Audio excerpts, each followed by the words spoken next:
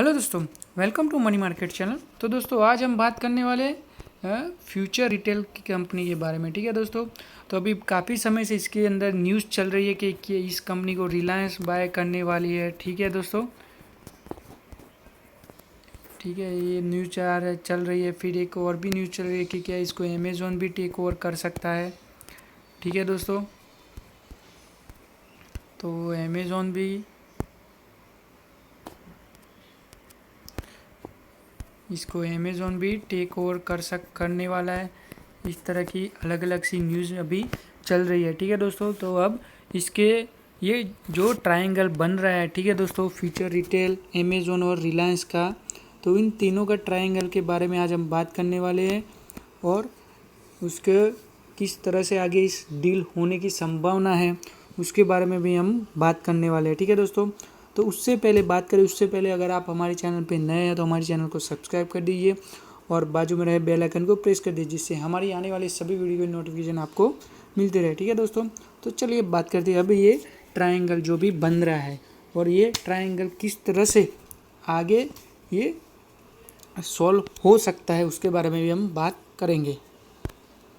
तो देखिए दोस्तों, ये फ्यूचर रिटेल, अमेज़ॉन और रिलायंस, इन तीनों के ऊपर अभी ये डील घूम रही है। इसके टोपी उसके सर, इसकी टोपी उसकी सर, इस तरह से ये डील अभी चल रही है। ठीक है दोस्तों, तो अभी कुछ टाइम पहले ये भी आया था कि रिलायंस की डील फ्यूचर रिटेल के साथ कंप्लीट हो चुकी है और उसकी वजह से लगभग डील होने वाली है। उसकी वजह से ये शेयर लगातार बायर सर्किट लगा रहा था। तो वो जो शेयर करीब कभी 400-500 रुपये ट्रेड होता था, वो 52 वीक लॉकडाउन की वजह से 52 वीक लो आ चुका था और उसके बाद उसका 52 वीक लो था लगभग 60 रुपये के आसपास। ठीक है दोस्तों, और वहाँ से ये शेयर लगातार बायर सर्किट लगा रहा था। ठीक है दोस्तों, तो ऐसा क्यों हुआ कि एक अच्छी कंपनी है जो प्रॉफिट जनरेट करने वाली कंपनी है, तो ये कंपनी क्यों ऐसा उसको क्यों बेच जाना पड़ा है, कंपनी के प्रमोटर उसे क्यों बेचने वाले हैं, तो उसके बारे में बात करने से पहले आज का उसका तो देख लेते हैं आज का उसका कारोबार। तो ये फ्यूचर रिटेल एनएसई की वेबसाइट पे ये डेटा निकाला है मैंने। ठीक है दोस्तों, तो प्रीवियस क्लोज था, कल का क्लोजिंग था उसका 123.35 रुपीज़। फिर ये ओपन हुआ है 117 रुपये 20 पैसे। फिर उसने हाई लगाया एक बार 119 रुपये 60 पैसे। ठीक है दोस्तों, और फिर से लोअर सर्किट लगा के ये क्लोज हुआ है। ठीक है, तो इसका 52 वीक हाई और लो देख लेते हैं। ठीक है दोस्तों, तो इसका 52 वीक हाई है 482 रुपये 50 पैसे और 52 वीक लो है 60 रुपये 70 पैसे। इसके अंदर क्वांटिटी भी ट्रेड हुई है, क्योंकि ये लोअर सर्किट के बाद लगने के बाद ये 119 का हाई बनाया, तो ये उस दौरान कुछ क्वांटिटी ट्रेड हो चुकी थी। ठीक है दोस्तों, तो उनमें से लगभग 17,19,051 क्वांटिटी ट्रेड हुई है। ठीक है दोस्तों, यहाँ पे देखिए 17,19,051 क्वांटिटी ट्रेड हुई है, जिसमें से डिलीवरी में, ठीक है दोस्तों, डिलीवरी में 9,71,625 क्वांटिटी डिलीवरी में गई है। लगभग 56% क्वांटिटी जो ट्रेड हुई थी उसमें से 56% की क्वांटिटी डिलीवरी में ले जाए गए हैं। ठीक है, और आप देखिए अभी भी एम ऑर्डर लगा हुआ है 117 रुपये 20 पैसे पे 33,746 क्वांटिटी ट्रेड लगी हुई है। ठीक है दोस्तों, तो अभी लोग क्यों इस स्टॉक के अंदर, कभी बायर सर्किट लगा करती थी तो अब इसके अंदर क्यों लोग सेलर सर्किट पे आ चुके हैं। ठीक है दोस्तों, तो उसके बारे में बात करेंगे। उससे पहले इस कंपनी का कुछ बैलेंस शीट चेक कर लेते हैं, तो कहाँ वहाँ से हमें पता चलेगा कि इसके अंदर क्या गड़बड़ी है। ठीक है दोस्तों, क्योंकि ये अच्छी कंपनी है, प्रॉफिट जनरेट करती थी, उसके ऊपर भी हमने एक वीडियो बनाया था। ठीक है दोस्तों, तो उस वीडियो की लिंक मैं आपको इसके डिस्क्रिप्शन बॉक्स में दे दूंगा और आपको ऊपर आई बटन पे भी मिल जाएगा। ठीक है दोस्तों, तो वहाँ से आप उस वीडियो चेक कर लीजिएगा, उसका फंडामेंटल एनालिसिस किया गया है। ठीक है दोस्तों, तो ये कंपनी अभी प्रॉफिट जनरेट करती थी, बहुत ही अच्छा खासा इसका बिजनेस है। ऑल ओवर इंडिया में इसकी 1400 से 1500, ठीक है दोस्तों, 1400 से 1500 इस कंपनी के स्टोर हैं। बिग बाज़ार, रिलायंस, ठीक है, लगभग 500 अर्बन सिटीज़ में, 500 से ज़्यादा अर्बन सिटीज़ में इसके स्टोर है, लगभग 1400 से 1500। ठीक है दोस्तों, तो वहाँ से ये कंपनी अच्छा प्रॉफिट जनरेट कर रही थी, इसकी इनकम भी बहुत ही अच्छी थी। तो इसको फिर क्यों कंपनी के प्रमोटर इसको बेचने के लिए तैयार हो गए हैं। ठीक है दोस्तों, तो बात करते हैं उसकी, पहले बैलेंस शीट चेक कर लेते हैं।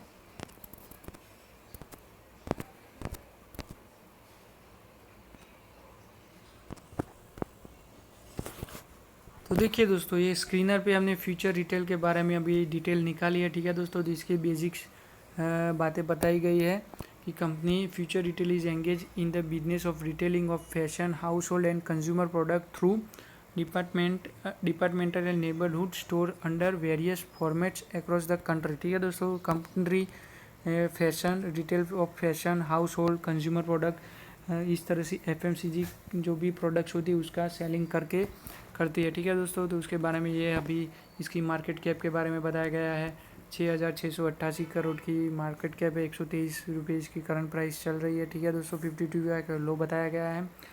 इसका रिटर्न ऑफ इक्विटी भी बहुत ही अच्छा है, 34% रिटर्न ऑफ कैपिटल एम्प्लॉय के बारे में भी 70.73% है।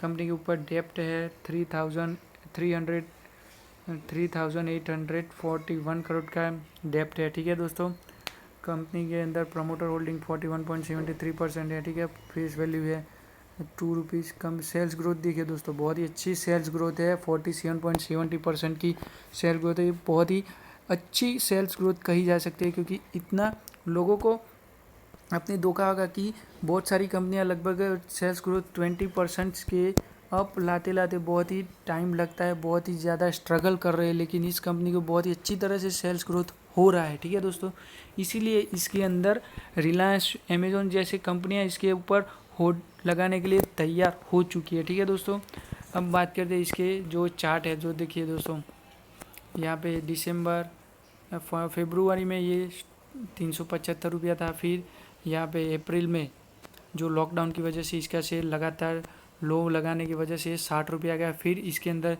ये न्यूज़ आई कि रिलायंस इसको बाय करने, वहाँ से ये इसने तेज़ी पकड़ी और 140 रुपये तक जाकर ये फिर से डाउन आ गया है। तो ठीक है दोस्तों, तो ऐसा क्यों आगे कंपनी को इसका बेचना पड़ा। ठीक है, तो देखते हैं।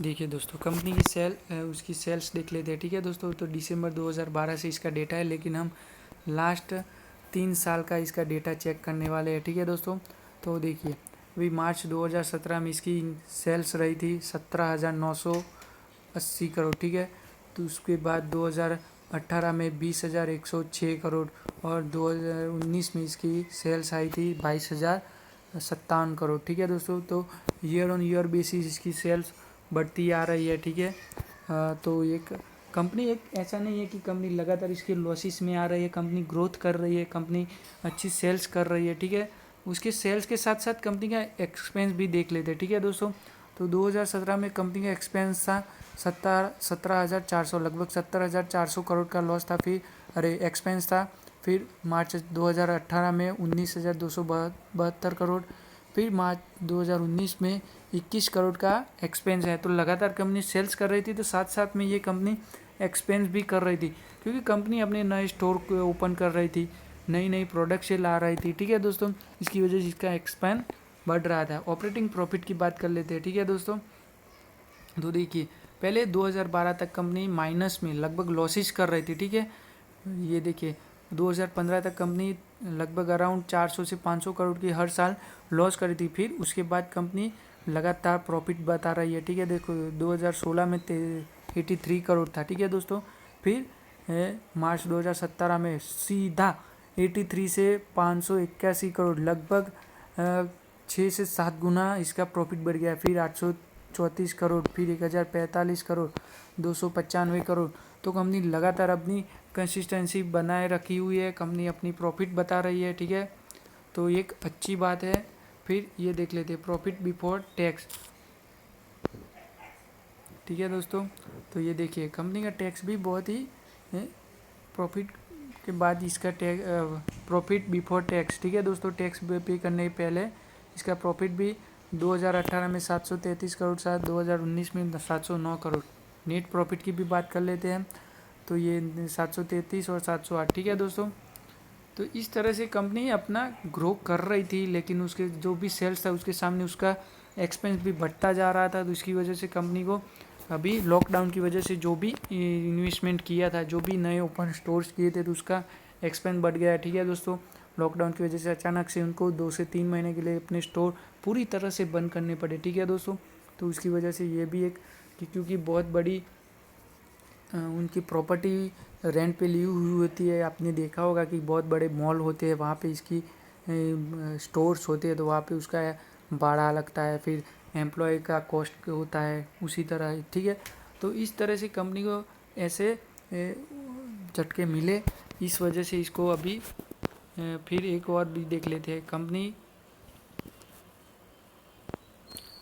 देखिए दोस्तों, कंपनी एक बोरोइंग ले रही थी, ठीक है।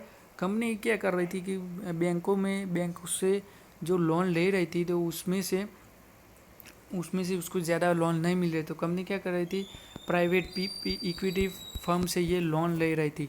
उसकी क्या होता है कि प्राइवेट इक्विटी फर्म क्या होता है कि ज़्यादा इंटरेस्ट पे, जो भी बैंकिंग सेक्टर में से जो इंटरेस्ट होता है उससे ज़्यादा इंटरेस्ट पे ये लोन ले रहे थे, ठीक है दोस्तों। तो देखिए उनकी एक्सपेंस भी लगातार बढ़ती जा रही थी। मार्च 2018 में 1286 करोड़, फिर मार्च 2019 में 2660 करोड़ लगभग, और सितंबर 2019 में 3841 करोड़। तो लगातार उसकी जो भी बोरोइंग थी वो बढ़ती जा रही थी। तो कंपनी ने क्या किया कि बोरोइंग घटाने के लिए अभी कंपनी अपने शेयर्स को प्लेस में रखती है, ठीक है दोस्तों। तो वो भी देख लेते हैं शेयर होल्डिंग पैटर्न, ठीक है। तो लेके ये प्रमोटर्स की शेयर होल्डिंग पैटर्न है दो ये देखिए दोस्तों। तो 2019 सितंबर 2019 में से 2019 से लगा मार्च 2020 तक के देख लेते हैं, तो लगातार कंपनी अपने जो भी प्रमोटर है उनकी होल्डिंग कम कर दी है, ठीक है दोस्तों। सितंबर 2019 से मार्च 2020 तक लगभग 6 महीने के अंदर कंपनी ने अपने जो भी प्रमोटर उनके 7% स्टेक डाउन किया, ठीक है दोस्तों। और FII का तो लगभग सेम ही रहा है, DII का भी सेम ही रहा है, वो 7% सीधा कहाँ आ गया, देखिए दोस्तों, हमारे जैसे रिटेल इन्वेस्टर के पास आ चुका है।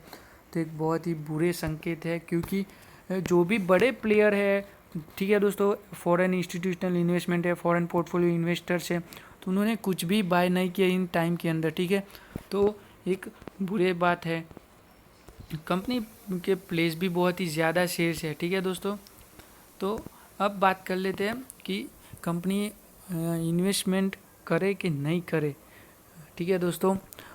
तो कंपनी ने प्लेस ज़्यादा कर दिए थे शेयर, ठीक है। जो प्राइवेट इक्विटी फर्म ने क्या करते हैं कि वो अपने शेयर्स प्लेस करते हैं और वहाँ से वो फंड रेज करते हैं। उसकी वजह से कंपनी को अभी क्या करना है, दिवालिया निकल चुका है, ठीक है दोस्तों। कंपनी के पास अभी पैसे नहीं है जो उनको वो प्लेस किए हुए शेयर रिटर्न ले सके, उसके लिए उनको अभी कंपनी को सेल करना पड़ रहा है, ठीक है दोस्तों। अब बात करते हैं ये ट्रायंगल के बारे में, ठीक है दोस्तों। तो देखिए एक ये मुझे आर्टिकल मिला था कि in 2019 the Jeff Bezos led American online behemoth had acquired 49% stake in future coupon, ठीक है दोस्तों। फ्यूचर रिटेल की एक कंपनी है, फ्यूचर कूपन के अंदर इन्होंने 49% का स्टेक बाय किया था, ठीक है दोस्तों। तो जो फ्यूचर कूपन के अंदर जो फ्यूचर रिटेल का 2.72% का सीधा होल्डिंग था, तो उसमें से उनको अमेज़ॉन को 1.3% का सीधा स्टेक मिल गया, ठीक है दोस्तों, 2019 में। तो इसकी वजह से ही अभी ये रिलायंस की डील अभी डिले हो रही है, क्योंकि ये भी एक देख लेते हैं, ठीक है दोस्तों। तो यहाँ पे देखिए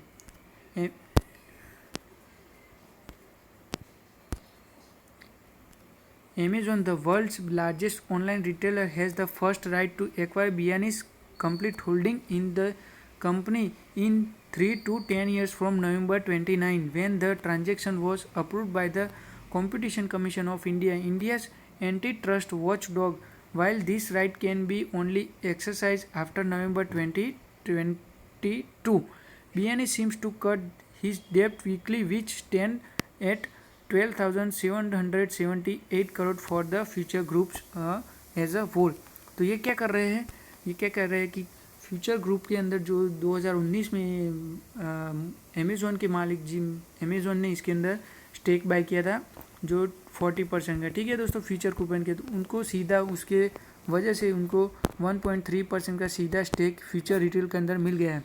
तो अभी सबसे पहले हकदार ये है अमेज़ॉन कंपनी फ्यूचर रिटेल को बाय करने के लिए सबसे पहले हकदार है, ठीक है दोस्तों, इस की वजह से। और CCI मतलब कि commission of India, competition commission of India, ये के अंदर ये एक एक्ट है, उसकी वजह से सबसे पहला हक अमेज़ॉन को है कि 3 से 10 साल के अंदर जो डील हुई उसके अंदर ये इसको बाय करने के लिए अगर रेडी होते तो सबसे पहला जो भी हक होगा वो अमेज़ॉन को होगा, क्यों नहीं कि रिलायंस को, ठीक है दोस्तों। इस वजह से ये डील रिलायंस के हाथ से चलती रिलायंस के हाथों में नहीं आ रही है, ठीक है दोस्तों, क्योंकि अमेज़ॉन भी अपना रिटेल जो बिजनेस है, ठीक है, ऑनलाइन के प्लस ये रिटेल बिजनेस में भी अपना हाथ जमा रहा है, ठीक है दोस्तों। तो उसकी वजह उसको सबसे पहले ये अगर ये कंपनी मिल जाती है तो उसको बहुत ही अच्छा बेनिफिट हो सकता है, ठीक है दोस्तों। और रिलायंस भी इसके अंदर अपना हाथ जमाना चाहती है, लेकिन इस वजह से, और एंटी ट्रस्ट वॉच डॉग क्या कह रहा है कि while this right can be only exercise after नवंबर 2022, क्योंकि ये जो भी उसको राइट्स दिया गया है, ठीक है दोस्तों, अमेज़ॉन को, वो कब यूज़ कर सकते हैं, तो नवंबर 2022 के बाद ही ये डायरेक्टली इसको बाय करने के लिए तैयार हो सकते हैं, ठीक है दोस्तों। क्योंकि अभी तो क्या करें, इसको मियानी के पास अभी डेट जो भी है उसको जल्द से जल्द क्लियर करने के लिए ये 12,778 करोड़ का डेप्ट है, उसको पे करने के लिए उनको कंपनी को सेल करना पड़ेगा। लेकिन ये कुछ जो इंडियन गवर्नमेंट के जो रूल्स है उसको फॉलो करने के लिए कंपनी को बहुत ज़्यादा टाइम लगने वाला है, ठीक है दोस्तों। कंपनी अभी एक ट्रायंगल में मच चुकी है, क्योंकि ये अमेज़ॉन अभी लेने के लिए तैयार नहीं है, रिलायंस तैयार है, लेकिन कुछ ये CCI की राइट्स की वजह से, ठीक है दोस्तों, रिलायंस अभी इसको बाय नहीं कर रही है। तो जैसे कि हमने देखा था कि जो रुचि सोया था, ठीक है, उसमें क्या था, एक पतंजलि ने बिड करा था और अदानी, तो वो कंप्लीट होते होते लगभग 2 से 3 साल लग गए। तो मुझे भी ऐसा ही लग रहा है कि ये डील होते होते लगभग 2 से 3 साल लगभग निकल भी जाए, लेकिन अगर गवर्नमेंट चाहे तो ये जल्द से जल्द हो सकता है, ठीक है दोस्तों। तो इसी वजह से ये डील अभी डिले होती नज़र आ रही है, ठीक है दोस्तों। तो अभी मैं कहूँगा कि आप इसके अंदर अपना पोजीशन मत बनाइए, देखिए क्या होता है, ठीक है दोस्तों, उसके बाद ही आप इसके अंदर पोजीशन बनाएं। अगर कुछ पॉजिटिव या नेगेटिव न्यूज़ आती है तो मैं उसके ऊपर ज़रूर से वीडियो बना दूंगा। आप हमारी चैनल को सब्सक्राइब कर दीजिए, लाइक कर दीजिए और कमेंट कर दीजिए, जो भी जिससे हमारी आने वाली वीडियो की नोटिफिकेशन आपको मिलती रहे, ठीक है दोस्तों। Okay, thank you.